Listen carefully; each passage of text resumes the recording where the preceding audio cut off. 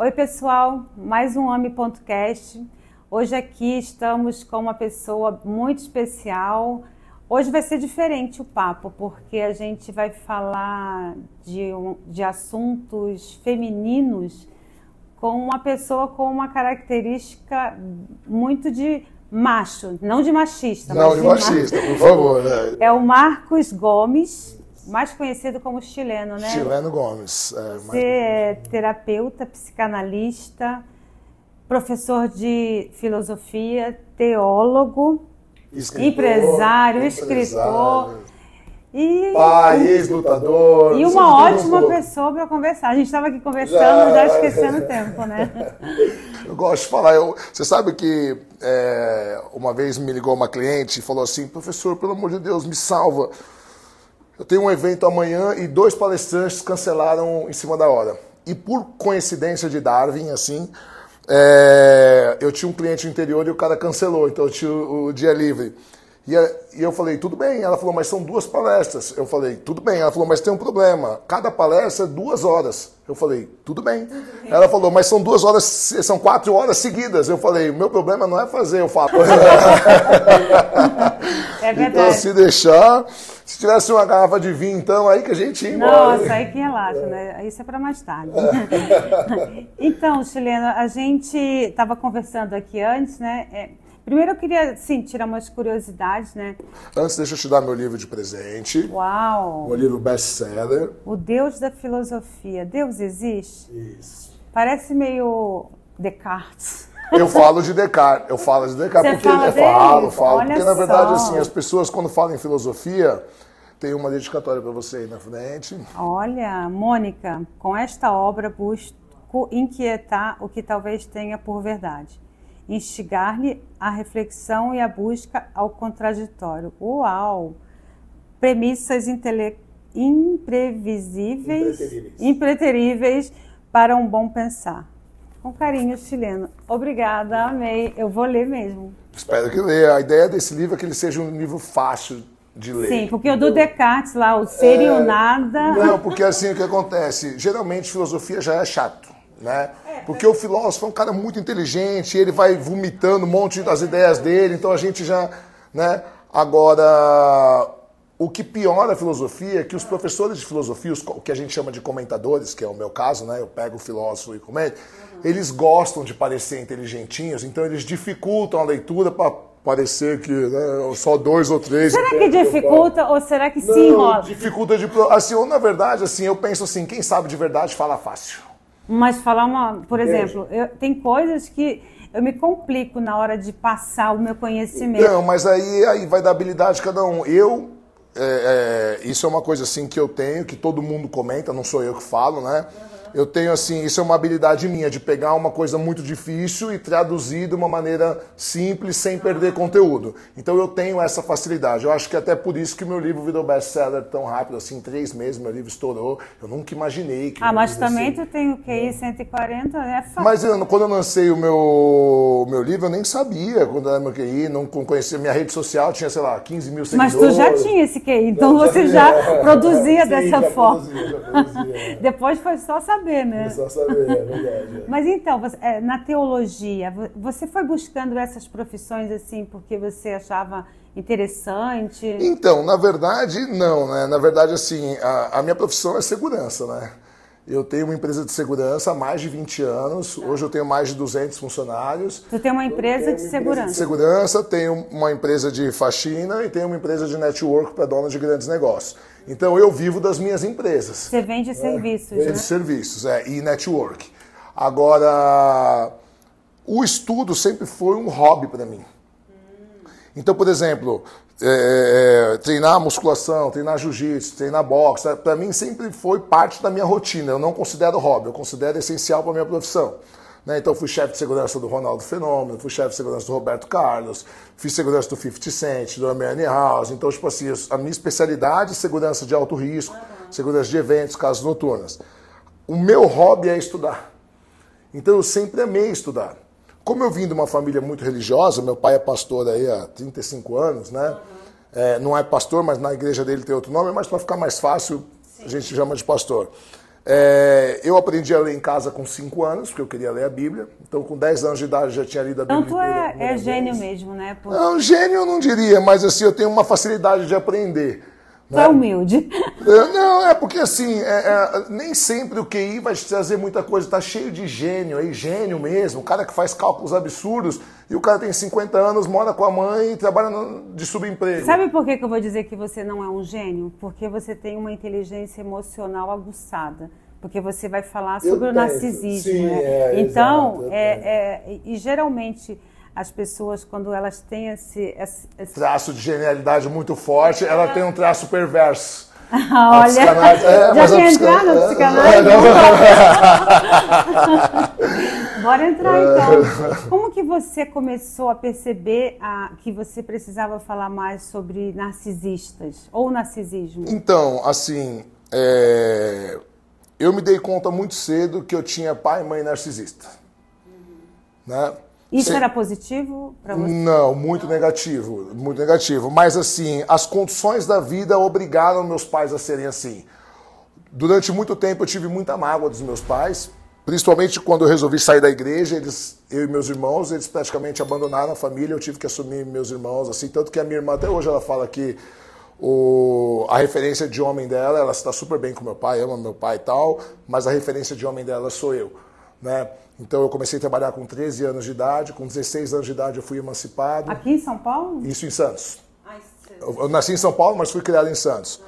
E aí, com 16 anos de idade, abri minha primeira empresa. Então, enquanto meus amigos estavam preocupados em pegar onda e fumar maconha, eu tinha 8 funcionários, eu tinha aluguel para pagar, eu tinha folha de pagamento. Então, assim, nunca bateu. Você já foi adulto desde... Nunca tive infância, é isso que eu falo. É por isso que eu falo que o QI alto não te garante nada, né? Mas eu fui obrigado a viver muito cedo. Né? Depois, com 20 anos, eu vim embora para São Paulo, passei fome, né? não tinha o que comer, eu tinha quebrado em Santos. E aí eu fui trabalhar de segurança num forró risca-faca, porque eu já era lutador, eu já era um cara grande e tal. E aí, como eu era um cara com uma inteligência acima da média, quando eu estava na casa, eu resolvia muita coisa, às vezes, que nem os gerentes resolviam. Você tinha uma habilidade de falar de resolver com as pessoas e tal. Então, o que acontece? Chegou uma hora que eu não precisava mais trabalhar na noite, né? Eu comecei a trabalhar com seguro aqui em São Paulo também, né? Porque eu tinha uma corretora de seguro que tinha quebrado em Santos. Aí comecei a trabalhar com seguro, comecei a sair da noite. Quando eu saí da noite, os donos da balada perceberam que quando eu não estava, as coisas ficavam mais complicadas. Então, eles começaram a me chamar e me pagar mais para eu ficar nos shows grandes, para eu ajudar a coordenar. E aí um dia, um dono de uma balada chegou e falou assim, pô, você não quer assumir a empresa de segurança aqui? Eu tô tirando a empresa aqui, que eu não tô gostando e tal, você não quer assumir a equipe? Inclusive hoje está saindo na Isto É, saiu hoje uma matéria sobre mim contando a minha história. Na Isto É, saiu hoje, E... A tua história de vida? Isso, minha história de vida, eu falo sobre isso. E aí eu montei uma equipe de segurança, arrumei os problemas da casa, aí uma outra balada, a vizinha ficou sabendo, me chamaram, e uma outra, quando eu me dei conta, eu estava ganhando muito mais dinheiro com a segurança do que com as outras coisas, aí eu larguei o seguro, foi acontecendo. E aí estudar para mim sempre foi um hobby. Então depois da filosofia, a teologia, embora a teologia sempre foi muito presente na minha vida, eu tenho um tio que é doutor em filosofia no Chile. Né? Minha avó foi reitora de uma universidade, meus 2 irmãos são engenheiros lá no Chile, então eu venho de uma família de acadêmicos. Então estudar para mim sempre foi minha paixão. E eu descobri a filosofia muito cedo. Primeiro a teologia, né? Porque meu pai é pastor e tal, e o meu pai é um cara muito inteligente. Sim, meu pai fala 5 idiomas, meu pai fez 2 universidades. Pra você ter uma ideia, meu pai fugiu de casa com 9 anos de idade. Nossa, então meio que você está seguindo aí os Então assim, e eu fui descobrir só adulto.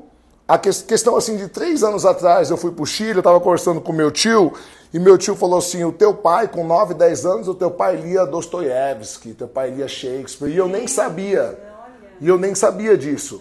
Né? Então assim, ele com 9 para 10 anos de idade, aí os meus 2 filhos são superdotados, inclusive fiz uma avaliação neuropsicológica, os meus 2 filhos são superdotados, inclusive estamos escrevendo um livro, nós 3, eu tenho um filho de 11, outro de 7, a gente vai lançar na Bienal agora, dia 12 de setembro, aqui. A gente vai lançar na Bienal o livro que a gente está escrevendo de mitologia grega para criança. Nossa, que demais! Mitologia grega para criança. Que meus filhos adoram. Muito legal. Então a gente tá, o de 11 está me ajudando a escrever e o de 7 está fazendo as ilustrações. Eles não querem ser engenheiro, né? Não, por enquanto, apesar que eles adoram matemática.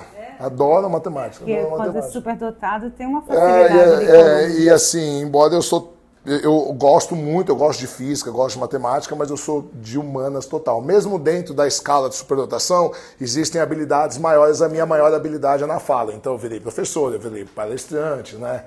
Eu virei psicanalista, né? Então vamos falar de um narcisista, de uma pessoa narcisista. Você falou que você tem pais narcisistas. E como você aprendeu a lidar com eles? Então, é um problema quando a gente tem pai ou mãe, ou pai e mãe narcisista, porque, por exemplo, a minha mãe também veio de uma família muito desestruturada, né? Então, o meu pai, ele achou na religião o foco da vida dele. E a minha mãe achou no meu pai o foco da vida dela. Né? Então, os dois, eles eram muito autocentrados. Tanto que quando a gente saiu da religião, eles abriram mão da gente, meio dos meus irmãos. Como assim, abriram mão? Por exemplo, eu não quero mais saber de vocês. Enquanto vocês morarem aqui, a gente paga as contas, mas assim... Literalmente? Literalmente. Eu que decidia se os meus irmãos podiam sair, babalado ou não. Mas como que um pai e uma mãe abandonam? Isso é um Quando abandono, a pessoa né? é autocentrada, né? A pessoa narcisista, ela não... É meio até que sem querer, ela não se dá conta. Quando a gente está falando de um narcisista patológico, né? E existem graus de narcisismo. E como foi? E aí o que acontece? Para mim foi muito ruim, porque você cria um dependente emocional. Né? Então eu sempre tentei ser o filho perfeito. Né? Então geralmente o filho do narcisista, ele é um dependente emocional. Por quê? Porque ele quer agradar, ele quer... E o narcisista, ele se alimenta do desejo do outro de agradar ele. Não é do outro agradar, é do desejo do... É desejo do desejo. Porque né? o narcisista, ele não tem desejo, né? Ele é tem vazio. desejo. Não, ele tem desejo. O desejo do narcisista é do desejo do outro. Enquanto o outro quiser, o desejo do narcisista é que o outro queira agradar ele o tempo inteiro. Tá, então vamos colocar aí como exemplo a tua situação com os seus pais, até para as pessoas poderem entender. Enquanto eu era o filho perfeito, o filho que estava na igreja, o filho que não sei o quê, eu era o filho maravilhoso. A hora que eu saí da igreja, eu podia continuar tirando 10, eu já não prestava para mais nada. Porque para eles não é o que eles queriam. Então era o que eles queriam, como você... Eles queriam que eu fosse. Tá. E aí o que acontece? Você cria uma criança com uma baixa autoestima. Por quê? Porque nada nunca tá bom pro narcisista. Sim. Porque o desejo dele não é querer que você queira agradá-lo. Entende? E nem pra criança, né? Porque se a criança não tá realizando o desejo dela, né? A criança vira uma dependente emocional. Sim. Então tem um grande risco de, na fase adulta, ela ser vítima do narcisista. Você conhece aquela menina que fala assim, aquela mulher que fala assim, eu tenho o dedo podre. Sim. Todo homem que eu escolho é vagabundo. Não é. Provavelmente é a repetição de um padrão. Então o que acontece? Freud diz que quando a gente nasce uma bolinha de id. Né? Id é a pulsão primária que Freud chama, né, de desejo, que é a fonte da libido. Então, para Freud, nós somos movidos por libido. O id é a sexualidade, né? O id é o desejo. Desejo mais primordial que a gente tem. Que também envolve a sexualidade. É que a sexualidade, o libido que Freud chama, é prazer, desejo de prazer. A sexualidade é a maior expressão da libido, mas não é só isso. Então, por exemplo, um compulsivo com comida, ele tem a libido direcionada para comida. Não é que ele quer transar com a comida. Sim. Entende? Não tem nada a ver com sexo. É que as pessoas, às vezes, quando Freud fala de sexualidade, eles transformam em porque para ele o sexo é a libido a maior expressão da libido. Entende? A sexualidade é a maior expressão da libido. E ele foi o primeiro a atribuir a crianças desejo sexual. Então Freud, no começo, ele era tido por pervertido. Como assim criança tem desejo sexual? Então, quando a gente nasce, a gente é só id. Desejo, eu quero. E quem é pai e mãe, principalmente quem é mãe, vai entender isso. Né? Por quê? Porque a criança não quer saber se você está 2 dias sem dormir, se você está cansada, se você está com dor de cabeça, se você está operada, se você foi lavar roupa a hora que ela dormiu, tá, ela acorda, ela quer mamar, ela quer carinho, ela quer estar limpa, ela não está nem aí pra mãe. A criança só quer satisfação, por quê? Porque ela nasce só id, eu quero. Na verdade, ela tem essa dependência. Ela né? tem a dependência, ela não mas consegue. ela não consegue, claro, mas ela vive de querer que o outro satisfaça os desejos dela. À medida que a criança vai crescendo, os pais vão dando limites. Né? Não, tira o cotovelo da mesa, come de boca fechada. Menina, fecha essas pernas aí. Ô moleque, que negócio é esse? Levanta essa bermuda aí, não pode ficar pelado na frente dos outros. Ó, não responde os adultos. Esses nãos, esses limites, né, as regras e normas morais da família e da sociedade vão criar o segundo construto da personalidade que Freud vai chamar de superego. Certo? Superego. Que é a lei, né? Que é a lei, que são os nãos. Não pode. Então, na psicologia, a gente costuma dizer que o id é o baixo ventre, eu quero, e a cabeça é o superego. Não. Aí Freud lança uma obra em 1921 chamada Mal-Estar na Civilização, que é a única obra de Freud que parece até que nem foi ele que escreveu, que qualquer um pode ler. Porque o estilo literário é diferente, é fácil de ler. Eu percebo que toda a formação acadêmica tem esse mal-estar na civilização. Então. E aí, porque ele fala que, na verdade, a sociedade só existe por causa desse mal-estar. Por quê? Porque nasce um mal-estar dentro da gente.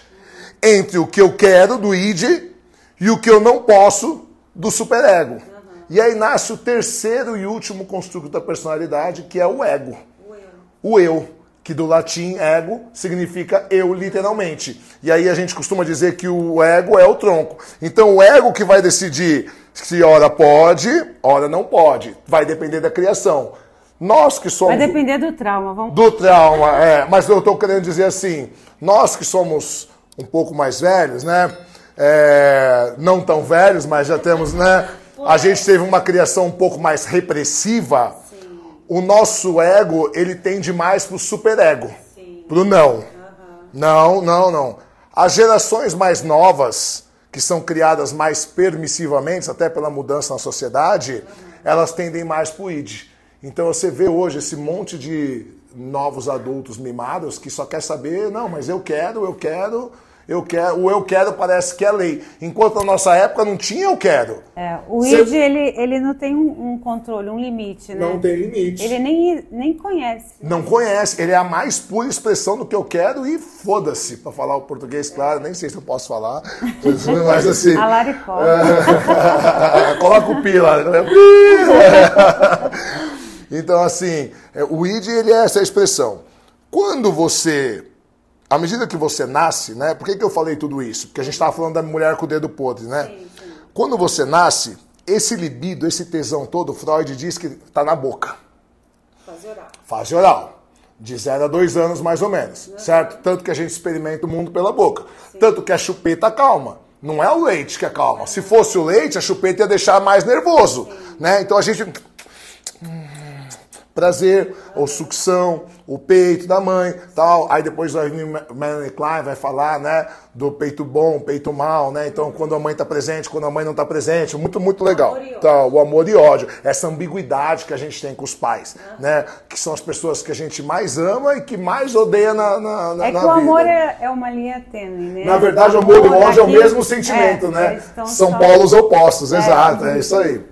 E aí o que acontece? Com 2 anos e meio, para 3, essa libido que estava na boca, ela sai da boca e vai para o ânus.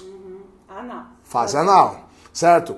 E aí você fala, nossa, professor, criança sente prazer no ânus? Sente. Então uma aula, gente, fiquem atentos. Quando ela começa a controlar os esfíncteres. Né? É quando a gente começa o desfraude. Quem tem filho aqui sabe. Quando a gente começa a tirar a fralda do neném. Porque ele começa a controlar. Papai, meus filhos, eu fiz cocô no piniquinho. Fiz xixi no... A alegria dele quando ele começa a controlar os esfíncteres. Né? Ele quer mostrar, né? O prazer é esse. Então, dependendo dos traumas em cada fase, vai refletir na fase adulta. Então, por exemplo, eu tive um problema muito sério na fase oral, porque eu nasci de 6 meses e minha mãe não tinha leite. E uma época muito difícil, que a gente passou fome e não sei o que e tal. Então eu tive problemas sérios na fase oral.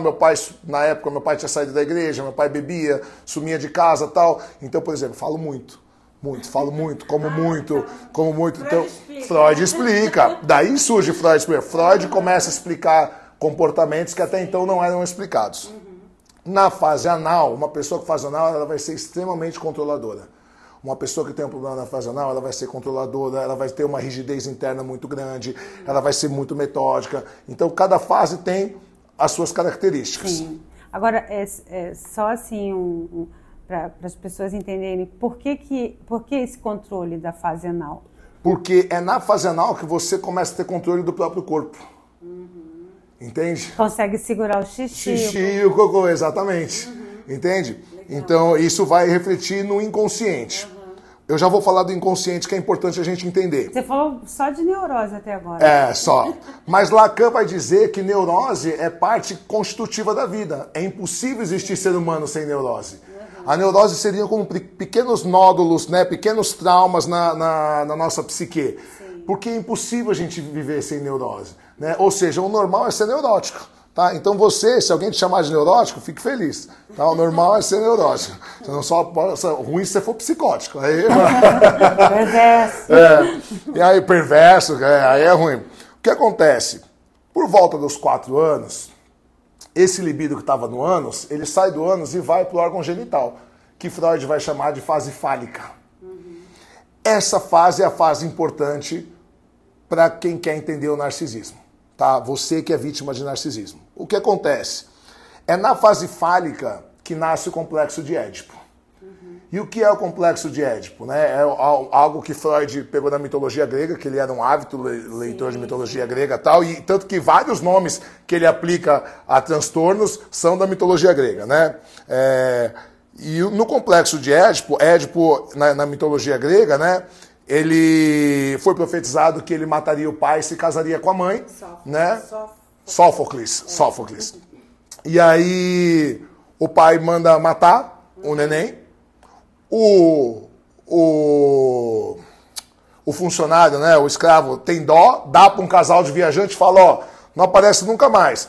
Essa criança acaba sendo adotada por um reino vizinho, um reino distante, um dia faz guerra, ele mata o pai sem saber, mata o pai, casa com a mãe e depois com o tempo ele acaba descobrindo e tal. Então assim, aí ele usa o que é o complexo de Édipo? É quando a gente significa o sexo oposto, tá? Então, de 4 anos em diante... Eu colocaria assim, a história de Piana grega traduziria para a psicologia da forma seguinte. Quando que o filho mata o pai? Quando ele percebe que o pai tem a mãe... Então, na verdade, o complexo de Édipo é quando o filho desenvolve desejo pela mãe e a filha desejo pelo pai. Sim. Simples assim. Quando sabe que existe ali... Né, Por isso que é importante aí o papel do pai. A sexualidade, quem coloca limite é o pai. Falando de pai sem ser o sexo masculino, né? Figura paterna. A figura paterna, isso, que é aquela figura que vai colocar limite. Vou pedir perdão. Hoje, quando a gente fala de teoria psicanalítica, a gente está falando do século XIX, aquela família tradicional, pai, mãe, tal. Isso, perfeito. Porque às vezes eu esqueço. Como eu também vivo numa família tradicional, a gente esquece. Hoje a gente tem família com 2 mães, família com 2 pais. O que é, né, essa figura paterna, que até hoje existe? É a figura do forte, do que provê, do forte, do que protege, do que dá experiência para o mundo, enquanto a mãe é a que cria autoestima, certo? Então, beleza. No complexo de Édipo, porque até então, quem é o primeiro amor da vida de qualquer pessoa? A mãe. A mãe. Ah, e até da menina? Até da menina. O primeiro amor da vida de qualquer criança é a mãe. Sim. Quando chega no complexo de Édipo, o menino olha para a mãe e fala, eu quero o amor da mãe. Aí ele começa a competir com o pai. Então no começo ele fala, pai, quando eu crescer eu vou ser mais forte que você. Aí tá na hora do pai e ele começa a falar assim, quando eu crescer eu quero casar com a minha mãe. E a menina começa a falar, quando eu crescer eu quero casar com meu pai. É nessa hora que o pai entra e faz uma castração simbólica. Ó, a mamãe já é mulher do papai. Quando você crescer, você vai ter a sua mulher. O papai não pode casar com você, filha. O papai já é casado com a mamãe. Então esse negócio, bonitinho, eu vou casar com você. Isso você acaba com... Você vai ferrar com o seu relacionamento futuro. O filho tem que ser o terceiro excluído. Exato. E o terceiro excluído da relação, exatamente. Quando você crescer, você vai achar um cara. Então o que acontece? O menino, quando ele percebe que ele não vai conseguir competir com o pai, porque o falo do pai é maior, né? Então o falo representa esse poder... Ele para de falar, pai, quando eu crescer eu quero ser mais forte que você. Ele começa a falar, pai, quando eu crescer eu quero ser igual a você. Porque ele percebe, se esse pai vale a pena, E se a mãe admira o pai, para que eu tenha o amor da mãe, eu que sou homem, preciso ser igual ao meu pai. Certo? Ou ser ele. Ou ser ele, né? Quando acontece, às vezes morre o pai, você vê que o menino assume o papel e a mãe erroneamente, às vezes, coloca o filho no lugar de marido. E a menina, ela fala, a minha mãe, que é o amor da minha vida, ama meu pai. Então, para que eu possa ter um homem igual ao meu pai, que vale a pena, que minha mãe admira, eu preciso ser igual à minha mãe. E aí a gente nasce uma identificação positiva, tanto com o pai quanto com a mãe, certo? Aí é tudo bonito, né? Tudo lindo e maravilhoso. A castração atravessou ali. Tudo lindo e maravilhoso. Agora, se teu pai era um mulherengo, se teu pai era ausente emocionalmente, se teu pai tratava mal sua mãe, porque como você aprende o que é ser uma mulher adulta? Olhando para quem? Da sua mãe. Como você aprende o que é um homem adulto? Olhando para quem? Para o seu pai. Como você aprende o que é um relacionamento entre dois adultos? Olhando para quem? Para o relacionamento do seu pai e sua mãe. Se nessa fase, na fase fálica, que é quando você significa o sexo oposto, o seu pai era ausente, o seu pai foi embora, separaram, era mulherengo, bebia, batia na sua mãe, ou sua mãe era muito rígida, muito fálica, ou ele não existiu, né? Ou ele é faltante, ou eles brigavam muito, né? Ou eles brigavam muito, se desrespeitavam mutuamente. Você significa no seu inconsciente que isso é ser um homem adulto, isso é ser uma mulher adulta e isso é um relacionamento adulto. Então você não tem dedo podre, você significou errado os relacionamentos. Por isso que quando aparece essa mesma menina que fala que tem dedo podre, fala assim, nossa, apareceu um cara tão legal, o cara gosta de mim, o cara é bonzinho, o cara está disposto a me assumir e tal, mas ai, não tenho tesão. Não me dá vontade, né? E as meninas estão rindo, né? Porque todas já ouviram isso. Sim. Por quê? Porque não dá tesão mesmo. Por quê? Porque esse modelo de homem, que é o que racionalmente ela deseja, inconscientemente não é o modelo de homem que atrai ela. Não foi o primeiro amor. Não foi o primeiro amor dela. E qual que é o problema? O problema é que Freud diz o seguinte, a psique ela é constituída de duas partes, consciente e inconsciente. Vamos tirar o pré-consciente daí para ficar mais fácil, porque ele é inconsciente também, né? Consciente e inconsciente. E o que a gente usa para simbolizar a psique é o iceberg, a foto do iceberg. Só 5% do que a gente vê na parte de fora, né, aquela montanha de gelo, representa 5% só do iceberg. Ou seja, tudo que a gente pensa, que a gente racionaliza, que a gente acha que a gente é, representa só 5% da nossa psique. O racional nosso, por isso que racionalmente você queria aquele cara, mas você não tem tesão. Por quê? Porque 95% diz, não é esse cara que você gosta do vagabundo mulherengo que vai te largar. Por quê? Porque o inconsciente só replica o que ele conhece.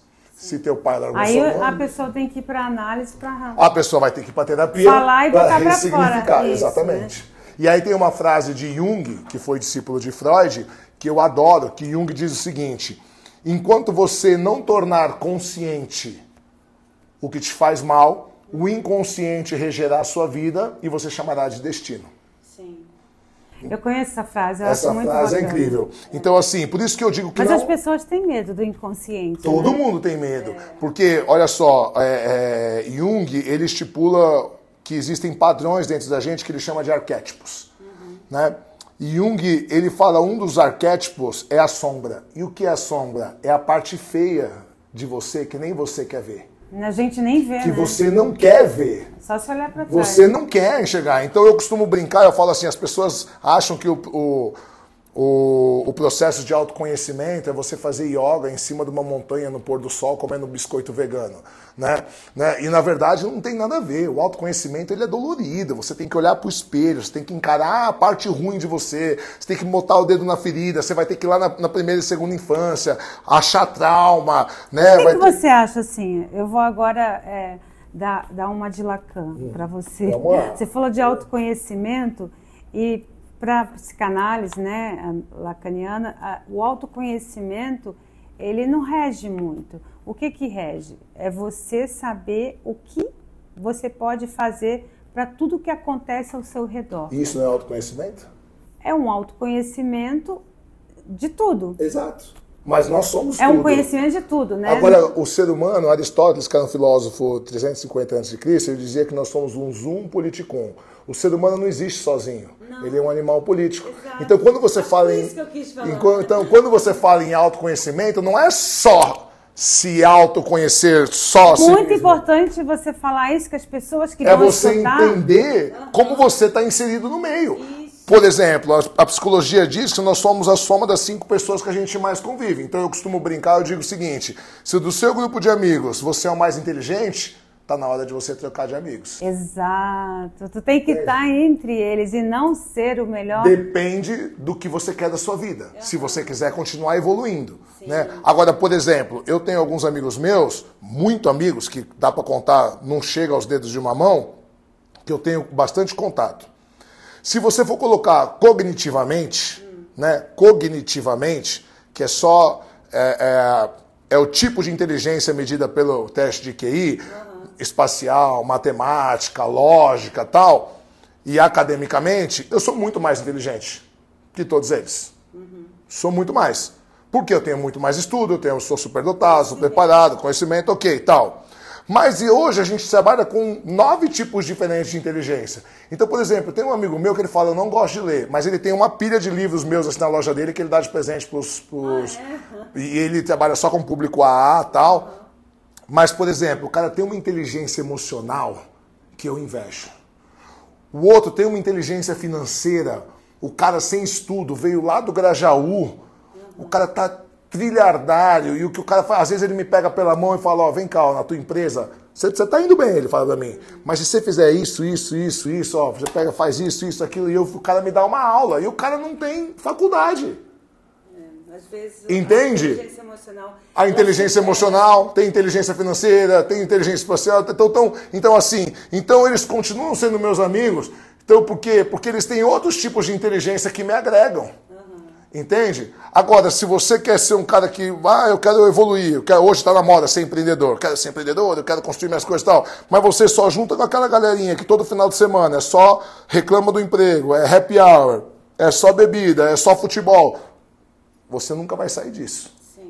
Entende? Mas tem gente também que não quer sair, né? Ok, mas é isso que eu tô falando. Se você quer ser e se juntar, você não vai sair. Agora, se você também não quer ser, tá tudo bem. Você não tem que nada. A Karina Pirró já veio aqui, né? Já. E ela tem uma frase, aliás, Karina, um beijo, sou apaixonado por ela. Eu amo uma frase dela que ela fala assim, você não tem que porra nenhuma. Você não tem que nada. A gente não tem que nada. E tudo bem assim. Porque às vezes a ignorância é uma benção. Às vezes não. Eu acho que quase sempre. Às vezes eu penso assim, gente, dá pra voltar no tempo? Então, hoje, exatamente hoje, a minha social media postou um vídeo que eu fui no podcast e eu falei sobre isso. Né? Einstein tem uma frase que ele diz assim, uma mente que se abre para novos horizontes não se fecha jamais. Né? Então eu falo assim, a ignorância... ela é uma bênção em muitos sentidos. Só que qual é o problema? Tem coisas que eu gostaria de desver, de dessaber. Né? Dessaber, só que não tem como. Não tem. Uma vez aberta essa porta, ela não se fecha jamais. E você abre essa porta e você percebe que tem 1000 portas dentro. E você abre uma porta e dentro de cada porta tem mais 1000 portas. Né? Por isso que o pai da filosofia, Sócrates, que era professor de Platão, dizia, só sei que nada sei. Né? Ele não era hipócrita, ele era considerado o homem mais inteligente da época, mas o que ele queria dizer é que quanto mais ele estudava, mais ele se dava conta do tamanho da ignorância dele. E que tem muito mais coisas. Muito mais coisas para saber. Então eu, na faculdade de filosofia, tinha um senhor que era meu amigo, né? E uma mente brilhante, assim, o professor Alexandre Leal, aliás, um beijo professor Alexandre Leal, incrível, assim, um cara inteligentíssimo, e a gente tinha uma brincadeira entre nós dois, a gente falava assim... a certeza é privilégio dos ignorantes. Eu acho. Eu também acho. Eu acho. Eu também não tenho certeza. Quando as pessoas têm certeza, eu não vou nem discutir isso. Não dá, não tem como. Eu falo assim, não discute com ela não, ela tem certeza. Isso é como o professor Karnal diz assim, não bate tambor para louco dançar. É verdade. Mas você está falando de uma coisa aí, né, de conhecimento, inteligência, e eu não sei se a mulher foi constituída dessa forma, né, de não precisar do saber, do saber muito. Eu estava falando antes com você sobre a dificuldade que hoje as mulheres bem-sucedida, intelectualmente evoluída, elas têm mais dificuldade de ter alguém do lado. É como se, assim, na verdade, as mulheres, quando chegam nesse patamar, elas têm, assim, elas escolhem, elas exigem mais quando vão escolher um parceiro, né? Então, ela vai querer mais. Mas tá mais difícil para essas mulheres. A gente tem vários problemas, né?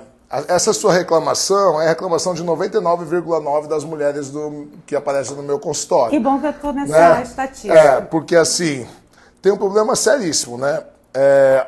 A gente tem um empoderamento da mulher nos últimos anos, né?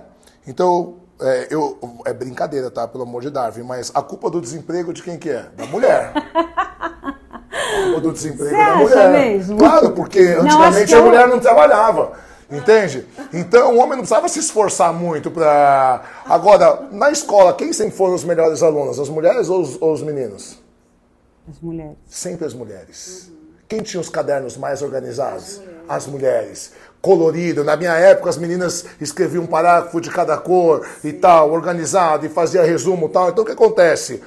O homem, ele tem... A maioria dos homens hoje, a grande maioria, tem medo das mulheres. Por quê? Porque ele tem que competir com alguém preparado. Você acha que esse medo é inconsciente ou é consciente? Eu acho que os dois. Os dois. Eu acho que ele é inconsciente primeiro, mas ele também é consciente. Por quê? Olha só.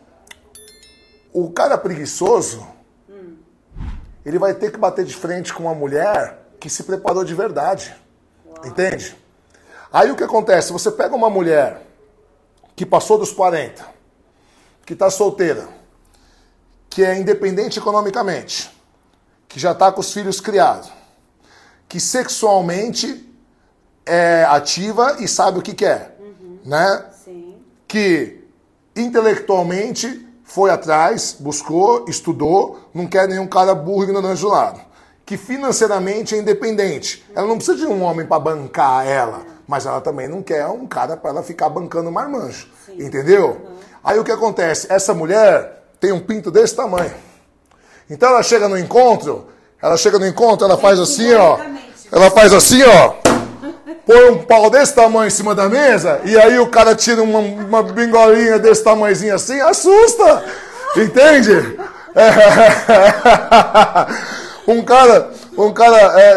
Por que o cara gosta das novinhas?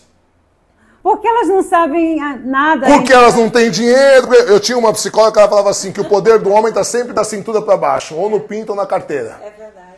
Entende? A maioria. Entende? Então o que acontece? Então um cara para sair com, vamos usar você de exemplo, como você, uma mulher como você, ele vai ter que ser mais homem que você. Sim. E aí tem um problema. Um problema seríssimo. Qual? Porque se você não gostar dos novinhos, né, e aceitar as bobeiras que ele vai falar, você quiser um homem de verdade... Não, nós mulheres, queremos um homem de verdade. Aí tem um problema sério. Um cara que passou dos 40, que é um cara intelectualmente... que não precisa nem ser um grande gênio, mas que dá pra você trocar uma ideia legal, que gosta das coisas que você gosta, que economicamente esteja estabilizado. Não precisa estar rico, mas também não seja uma despesa para você, certo? Um cara que se cuide, porque você também não quer um cara largado, você é uma mulher super bonita, que dá para ver que se cuida e tal. Quantos caras desses tem no mercado? Para cada mulher solteira? É um para cada 100. E aí de duas uma, ou esse cara tá casado já, sim, ou esse cara já foi casado, de três uma, ou esse cara é casado, ou já foi e não quer mais casar, porque agora ele tá... Mas eu também não quero casar. Certo? Eu quero curtir com esse cara. Ou ele gosta da mesma coisa que você gosta. Então, tá bom esse podcast. Porque a proporção tá muito... Então a mulher fala, qual que é o meu problema? Eu falo, o teu problema é a proporção do mercado. Mas eu te fiz a pergunta ao inverso. Eu não vi que era um problema meu. Eu perguntei, o que está acontecendo com os homens? Eu tô te usando porque o que acontece? Qual que é o problema? A mulher, culturalmente, ela se sente obrigada a amadurecer desde cedo. Sim. Porque ela fica responsável pela família. Né? De educar os filhos, de cuidar e tal. Agora, para o homem, a maturidade, ela não vem com a idade. Ela é uma escolha. O homem escolhe, né? Então, por isso que você tá vendo aí cheio de cara de 40, 50 anos que parece uns moleque. O cara separa, ele parece um moleque de 16 anos. Você fala, cara, um moleque de 16 anos não faz as merdas que esse cara faz. Entende? E o cara com 40, 50 anos aí parece um idiota. Um moleque. Que tesão que uma mulher tem num homem desse? Não tem nenhum. Com jeito de moleque. Não. E aí a gente tem, culturalmente agora também, uma fragilização dos homens. Enquanto a mulher está ficando muito empoderada, o homem está ficando enfraquecido. Então, né? é como se o homem não conseguisse enxergar a igualdade, né? Então, mas aí a gente tem um problema, porque olha só, vamos lá, é muito difícil para mim falar isso, pelo amor de Deus, eu sou super a favor do feminismo, super a favor, eu sou contra o radicalismo. Eu também. Né? Sou contra o radicalismo. Eu também. Eu acho que feminismo tem que existir. Tem que existir, só que qual o problema? O problema é o seguinte, todo período histórico, ele funciona em 3 etapas. A síntese, uma antítese, que é o contrário, totalmente oposto e polarizado, uma tese, uma antítese e no final uma síntese. Você pega uma parte boa de um lado, a parte boa do outro e junta, certo? Então, por exemplo, nos anos 50, 60, 70, o filho não podia abrir a boca. Sim. Cala a boca, obedece, cala a boca, tal, não sei o quê. Ainda mais no Chile, né? Dos anos 80, 90 em diante até 2000 e pouco, ai, você não pode falar não. Ai, vai traumatizar a criança. Aí esse bando de jovem mimado aí, babaca, que não sabe, que grita, que dá na cara dos pais, que manda o pai para PQP e tal. Hoje em dia a gente está vendo um movimento contrário, onde os pais estão voltando a assumir as rédeas da família, mas de forma mais amorosa. Entende? Sem precisar bater nos filhos. Eu apanhei muito quando era novo. Eu não bato nos meus filhos. Mas quando eu falo não, é não. E eles sabem que... E o não é o limite. Né? No limite. Eu não bato nos meus filhos, mas eles sabem que tem ordem em casa e quem que manda. Entende? Ai do meu filho se... Às vezes os pais, eles não sabem que eles não falando não dentro de casa, que é um limite, que é a ordem, é o poder, para a sociedade não vai existir... não vai existir hierarquia, né? Não, para a criança é ruim, para o jovem, porque olha só, a criança não sabe viver no mundo. A gente que é adulto tem vezes que dá medo. Sim. A gente passa por fase que você fala assim, meu Darwin do céu, o que eu vou fazer? Todo mundo passa por uma época assim, que você fala, meu Deus, e agora? O que eu vou fazer da vida? A gente que é adulto, imagina a criança. Então, o que dá segurança para a criança? É o não. O que educa é o não. Se você fala na criança... Daqui para frente não, daqui para frente não, daqui para frente não, daqui para trás não. O que você criou? Você criou uma zona segura para ela. Então ela sabe que aqui dentro ela está segura. À medida que ela vai crescendo, você vai ampliando esses limites. Vai diminuindo não também. Vai diminuindo não, você vai ampliando os limites. Poder saber o limite. Ganhando autonomia, até a hora que você abre ela para o mundo. Mas você vai abrindo ela com segurança. Entende? Então o não é importante. Muito não é ruim, pouco não é ruim. Qual que é o problema? Cada criança tem um jeito diferente. Então vai da sensibilidade dos pais. E aí você tem adultos que não sabem ouvir não, porque nunca tiveram não. Né? E como são esses adultos que não sabem ouvir não? Então, muitos deles se tornam narcisistas. Por quê? Porque eles são criados... Qual o problema do narcisismo? Não é uma doença. É um modo operante? É um modo operante. É uma maneira que o cérebro desenvolveu. Só que se não é uma doença, não tem o quê? Não tem... Cura. Se não é uma doença, não tem cura. É uma maneira que o cérebro se desenvolveu para operar. Mas será que não dá para mudar o comportamento? Daria para mudar, desde que o narcisista aceitasse que ele é narcisista. Agora, quando que um narcisista vai aceitar que ele é narcisista? Porque ele não entende isso. O mundo, para ele, é daquela maneira. Sim. É como ele... Você não tem mais que obrigação do que me servir. Entende? Então ele não entende que ele é narcisista. Ele está lá na fase oral, né? Tá lá. Na fase que o mundo tem que me servir. Entende? Você já viu aquela criança? Eu lembro uma vez eu estava em um lugar, a menina tinha 5 anos de idade. Estou conversando com uma mulher, uma senhora tal. Vem a filha dela, 5, 6 anos, tira os peitos dela para fora, começa a chupetar no peito da mãe. Com 5 anos. 5 anos de idade. Entende? E claro, cada um sabe da criação dos seus filhos, né? Só que eu, como psicanalista, Então, mas é impossível a gente não julgar, né? É impossível. Eu, como psicanalista, olho uma criança dessa e eu tenho dó, porque uma criança dessa não tem limite. Entende? Ela não foi dado limite para ela. Sabe quem vai sofrer lá na frente? Ela. Os professores. Então, por exemplo, o meu filho mais velho, ele tem toque, ele tem autismo grau 1, tem TDAH e ele é superdotado. Só que o TDAH dele é muito forte. Os meus 2 filhos têm TDAH, só que o meu mais novo é de hiperatividade. O meu mais velho é aquele assim, ó. Ele tá escovando o dente e fala, Gabriel, fecha a torneira. Ele, tá bom, pai. Eu tô ouvindo a torneira. Gabriel, fecha a torneira. Tá bom, pai. Tô ouvindo a torneira. Gabriel, fecha... Aí eu passo no banheiro, ele já terminou de escovar o dente, saiu do banheiro e a torneira tá aberta. Entende? Aí, nossa, aí eu fico bravo com ele. Aí minha mulher fala assim, mas ele não consegue, né? E eu fico bravo, eu falo para ela, sabe o que você tem que entender? Eu falo para ela. Ela fala, me dói o coração quando você fica bravo com ele, porque não é por querer que ele faz. Aí eu falo para ela, olha, deixa eu explicar uma coisa. É exatamente porque ele não consegue que eu preciso, no caso dele, eu preciso ser mais rígido com ele. Para condicionar o cérebro dele, aí vamos entrar no TCC, né? Que para mim é uma derivação do behaviorismo de Skinner. Né? Eu preciso condicionar o cérebro dele. Já que ele tem um problema, eu preciso ser mais rígido, porque se o dia de amanhã ele está numa empresa e o chefe dele fala, eu preciso desse relatório até amanhã, chega amanhã e ele fala, putz, tenho TDAH, esqueci do relatório, sabe o que vai acontecer com ele? O chefe dele fala assim, então passa no RH, amigão, e vai cuidar do seu TDAH lá na sua casa, que aqui você não trabalha mais. Entende? Então, assim, eu entendo a condição dele, só que cada filho, eu não posso dar para cada filho igual. Eu tenho que dar para cada filho o que cada um precisa. E como saber o que cada um precisa? Aí que é o difícil. Porque não é fácil ser pai e mãe, né? Lógico que não, porque cada filho significa as coisas de uma maneira diferente. Exatamente. Aliás, nós estamos em quantas pessoas aqui? 3, 7 pessoas. Vamos supor que aconteça alguma coisa aqui. Cada um pode significar uma coisa diferente. Tem um acidente. Um pode ficar apavorado, o outro pode chorar, o outro pode ficar excitado, o outro pode ficar com raiva, o outro pode ficar feliz porque não queria estar trabalhando, o outro queria... Entende? De certo, o mesmo ato. Cada um significa de uma maneira diferente. Então, como entender? Essa que é a questão. Agora, vai do interesse dos pais em querer... Eu vejo, por exemplo...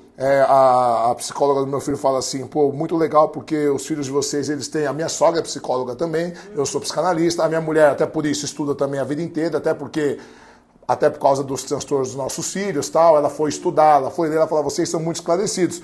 Tem pai e mãe que vem aqui com um filho autista, por exemplo, e o filho não socializa e o pai bate na criança. Ignorância, né? É uma ignorância gigantesca. Entende? O filho mexe em alguma coisa assim, o pai vai e bate, sem entender a condição da criança. Sim. Entende? Então esse feeling, ele não é fácil. E depois, a gente vai errar. Sim, com certeza. Não tem como acertar. Não. Porque olha só, Freud, ele foi dar uma palestra nos Estados Unidos uma vez, ele já era Freud, já era famoso e tal, né?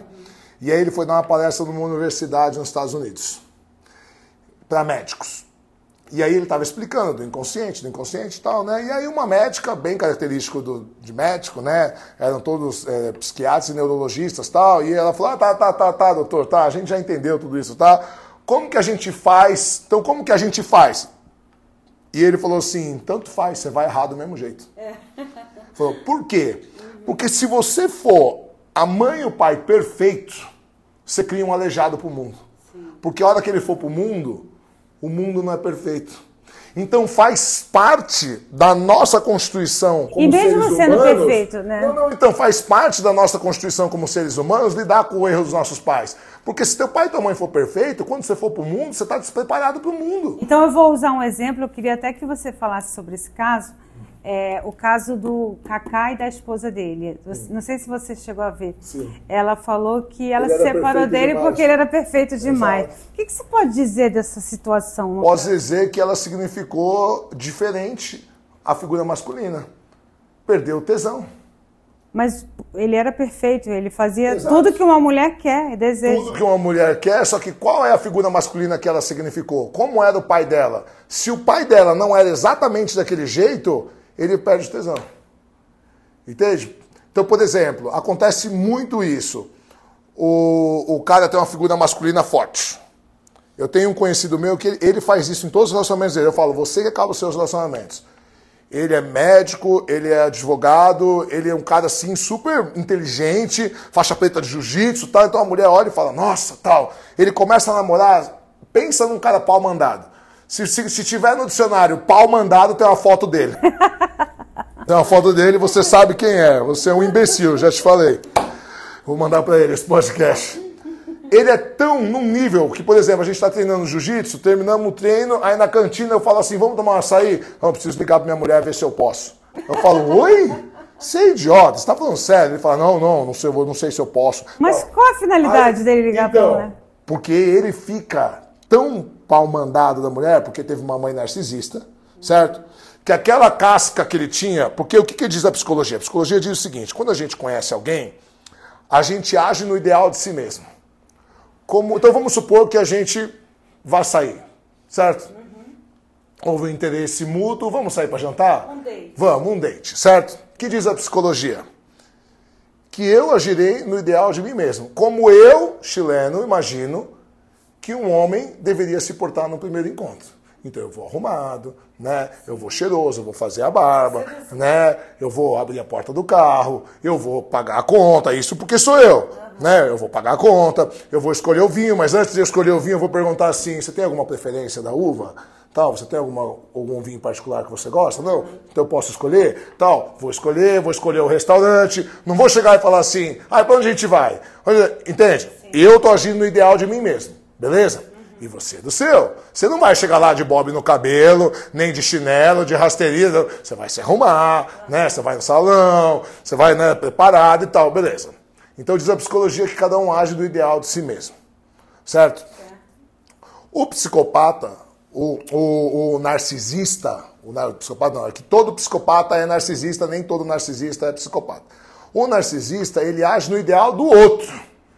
Então, se eu sou um narcisista, eu te estudo primeiro. Qual a música que você gosta, quais os assuntos que você gosta.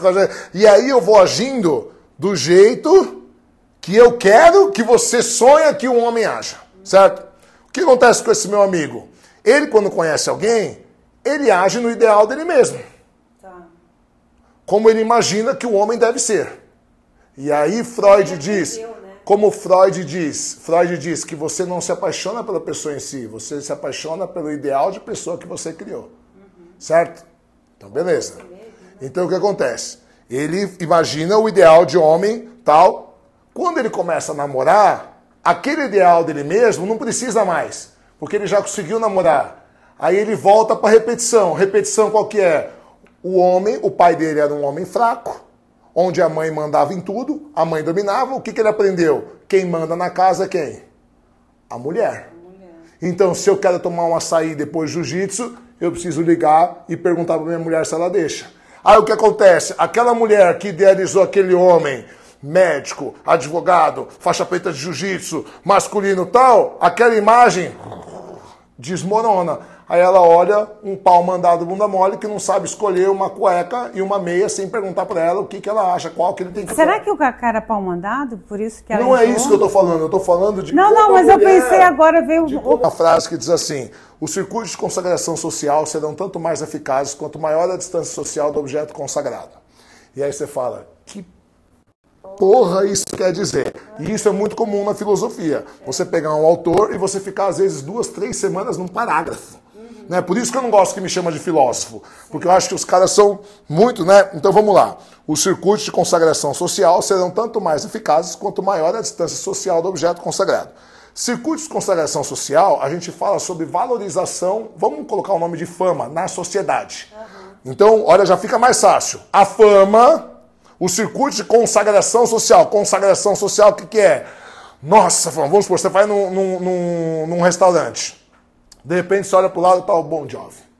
Você fala, caraca, Bon Jovi nem sabia que estava no Brasil. O cara tá aqui, não sei o quê. Ou sei lá, os Beatles, ou o Paul McCartney, ou a Madonna, ou seja quem for. Você fala, caramba, né? Ou o Tiaguinho, não sei quem que você gosta, enfim. Você fala, nossa, né? Aquela coisa. Por quê? Porque tá longe, então a valorização social é muito grande. Agora, se você é amiga de infância da Madonna... Você até fala, é a Madonna, mas é a minha amiga de infância, entende? Não tem aquela valorização, porque está muito perto socialmente. Quanto mais longe socialmente você estiver, ou por exemplo, você tem uma condição financeira muito boa, você frequenta os mesmos restaurantes que a Madonna, você vê ela toda hora. Ela pode até não ser sua amiga, mas não te impressiona, porque a distância social é pouca. Agora, se você é pobre e é fã da Madonna, e um dia você trabalha num restaurante e chega a Madonna, você fala, meu Deus, a Madonna, meu Deus. Entende? Então vamos voltar lá para a frase de Bourdieu. Os circuitos de consagração social, a fama, serão tanto mais eficazes, ou seja, eles vão funcionar muito mais, quanto maior a distância social do objeto consagrado. Os circuitos de consagração social serão tanto mais eficazes, quanto maior a distância do objeto consagrado. Quanto mais longe socialmente você estiver da pessoa, maior a valorização social que você dá para a pessoa. O ideal do eu, né, de Lacan? Do outro. O ideal do outro, porque ele está longe socialmente. Então, certo? Aí o que acontece? Antes dela casar com o Kaká, ele não era o marido dela. Era o Kaká, jogador internacional, milionário, não sei o que, jogou não sei aonde, tal. Então, os circuitos de consagração social serão tanto mais eficazes quanto maior a distância social do objeto consagrado. A partir do momento que você convive todo dia com a pessoa, qual que é a distância social? Zero. Qual que é a valorização social? Não precisa mais valorizar. Zero. Já conquistou? Já conquistou. Entende? E aí a gente entra numa outra questão. Enquanto ele está longe, e socialmente longe, certo? Como que é o amor que eu tenho por aquele... Vou botar um ídolo, né? Vou falar ídolo, porque Nietzsche usa esse termo. Qual que é o amor que eu tenho? É um amor real ou é um amor platônico? O que é o amor real? É um amor... Vou mudar. É um amor de homem e mulher ou é um amor imaginado, enquanto ele está longe? E o amor imaginado é o amor mais perfeito que existe. O amor ideal, porque Platão, por que chama amor platônico? Por dois motivos. Porque para Platão, amor era eros. E eros é desejo. E desejo é falta. Ou seja, para Platão eu só amo o que eu não tenho. Lacan. Para Lacan também. Mas eu vou chegar lá. E para Platão existiam dois mundos. O mundo das ideias, que era um mundo onde a alma vivia antes de nascer, e depois quando morre volta para lá. E o mundo sensível. Imaginário não. O mundo das ideias não era imaginário. Não é imaginário. Era real, só que por quê? Porque lá a alma ficava falando sobre as ideias do mundo das formas, sobre as perfeições e tal. Beleza. Então, para Lacan diz o seguinte, nós somos o todo menos um, que é a falta. O que nos move é a falta. Beleza? Então tá bom. Então qual é o amor mais perfeito que existe de todos? O amor platônico. Por quê? Porque ele é imaginado. Sim. Você nunca vai imaginar assim, eu vou casar com o chileno, daqui 2 anos ele vai começar a beber, ele vai me espancar, ele vai me trair, ele vai começar a me agredir, me isolar. Você nunca vai imaginar isso. O cara nunca vai imaginar, eu vou casar com a Mônica, quando eu sair ela vai dar pro vizinho, pro porteiro, pro não sei o quê. Nunca vai imaginar isso. Então o amor mais perfeito, o amor mais forte que existe é o amor erótico. É eros, é o amor da falta. Por quê? Porque ele é do jeito que você quer. Ele não é amor real, ele é imaginado, exato. Então, enquanto ele era o Kaká, enquanto a distância social do objeto consagrado estava grande, enquanto ela não era casada com ele, o amor dela era o quê? Erótico. Erótico no sentido de falta, eu não tenho, então era um amor imaginado. A partir do momento que você tem todo dia, quem é a única pessoa que não vai te amar? Tua mulher ou teu marido. A única pessoa que incapaz de te amar eroticamente. A única pessoa incapaz de te amar eroticamente é o teu marido e a tua mulher. Porque eros é falta. E se tem uma coisa que a mulher não tem do marido, é falta. Lá vem ele de novo. O marido tem falta da mulher.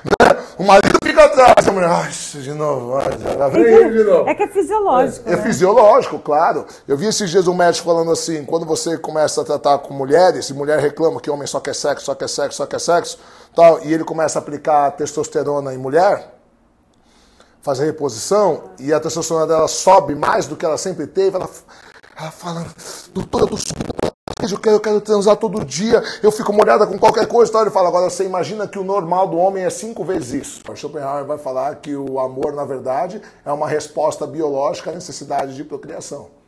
Acho que a igreja é culpada disso, né? Que a igreja que... Mas já existia casamento antes da igreja, né? Qual igreja? Aí a gente vai falar sobre a religião, né? A religião pode ser. Religião, não igreja. Mas existe uma necessidade... Bom, existiam alguns filósofos do século XVI, chamado contratualistas, que eles dizem que o ser humano se organiza em sociedade, chamado contratualista, né? Então, o ser humano se organiza em sociedade por meio de um contrato social para evitar o estado de natureza. Mas tudo tem contrato, né? Sim, sim. Porque o estado de natureza é a lei de todos, guerra de todos contra todos. Né? Então, assim, é mais fácil você viver em sociedade, é mais seguro. Agora, uma pergunta que sim, direta mesmo. Como identificar um narcisista? O narcisista, ele só pensa nele. Né? Agora, você está saindo a primeira vez com o cara. E ele é perfeito demais. Ele gosta de tudo que você gosta. A música é a mesma música. Levanta a bandeira amarela. Porque o narcisista de carteirinha, ele estuda a mulher antes de sair. E ele vai ser o cara perfeito até ele conseguir deixar ela apaixonada. Aí depois que apaixona, ele começa a isolar ela da família, começa a isolar, mas você vai sair com essas amigas? Pô, um monte de mulher solteira, você agora tá namorando, agora você é casada, você acha certo? E por que ele faz isso? Porque ele quer ter o poder sobre ela. E aí os abusos começam. A hora que ela está isolada financeiramente, emocionalmente, socialmente, porque ela briga com as amigas por causa dele, ela briga com a mãe, com o pai, com a família por causa dele, ela sai do serviço, não, você é minha mulher, agora a gente vai ter um filho, não, eu banco, desculpa, esqueci que eu tô com o microfone.